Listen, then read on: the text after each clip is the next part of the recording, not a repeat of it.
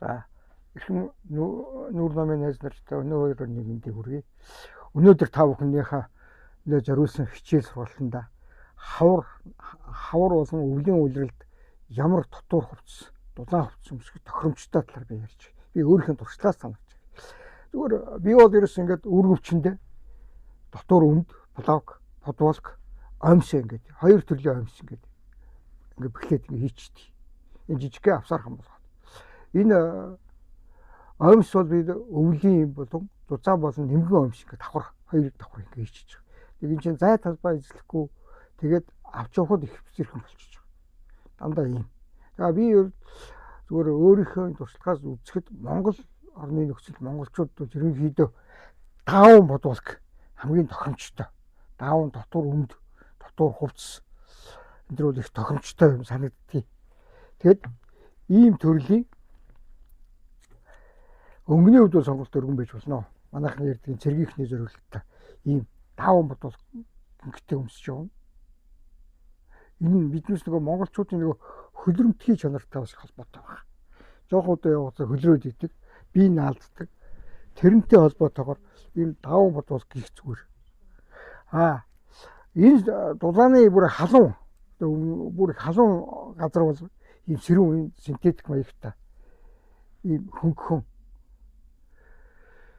бие наалддаг ийм синтетикийн бодволк бол их зүгээр санагддаг юм билээ.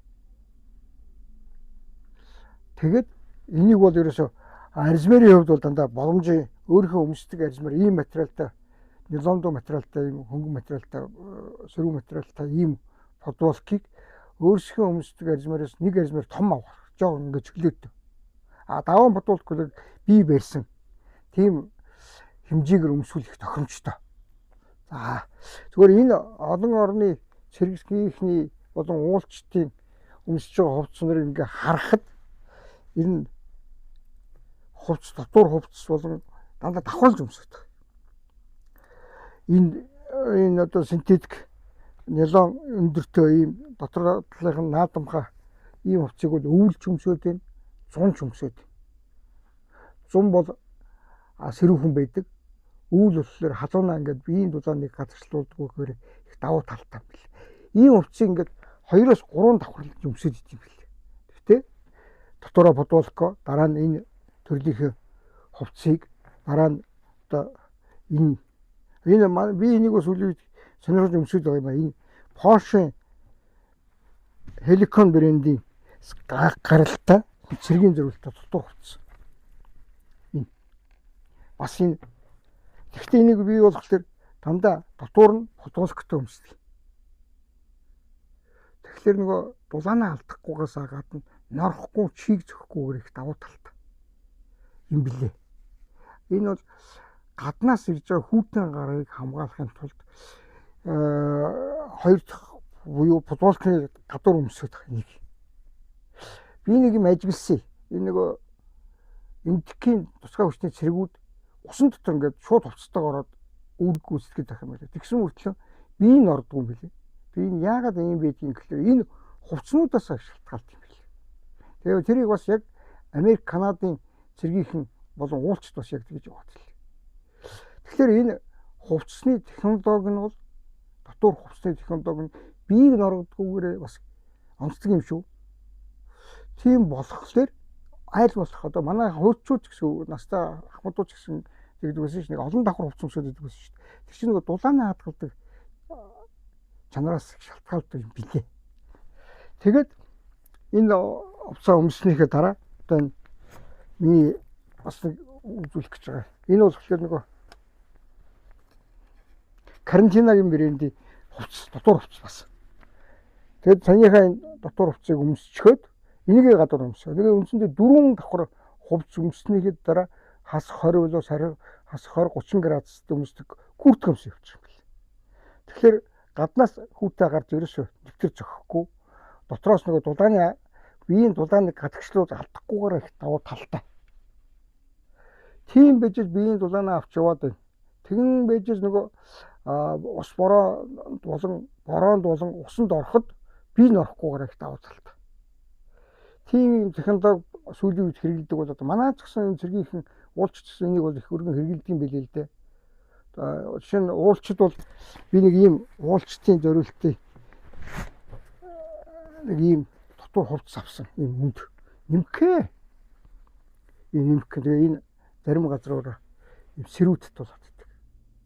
Тэгсэн мөртлөө энэ өвлийн хас 20 хас 10 градус савар намрын өмдөр дан өмдөн дээр өмссөн болж таарахгүй. Тэгэхээр ийм өмдөн дээр энэ олон давхар юм өмсчээж тэр хас 30 40 градусын хүүтнийг хамгаалдаг даваа талтай юм биш шүү. За энэ одоо манайхан одоо цэргийнхэн бол сайн мэдэн дээ. Энэ нано технологийн халуунч өмсдөг, хүүтэнд өмсдөг энэ хувцас бол ерөөсөө олон юмнаас авах. Энэ шумуултай газар ч гэсэн энийг өмсөө яваад байх юм билээ. Тэгэхээр энэ хүүтнээс гадна энэ шумуул энэ ордон шавжаас энэ хамгаалдаг технологийн хувцас байдаг. Тийм болохоор энийг олон хэлбэрээр олон цаг одоо чинь энэ ганц брэнд биш энэ айгүй олон брэнд биш юм болчихлоо л доо. Тэгэхээр өөртөө таарсан, тохирсон юм хувцсыг өмсөх нь илүү зохимжтой санагддаг юм шүү. Тэгээд энэ пластер материалтай энэ өмдөө өмсч чинь бас энэ чинь бас дотор хувцас авчиж байгаа.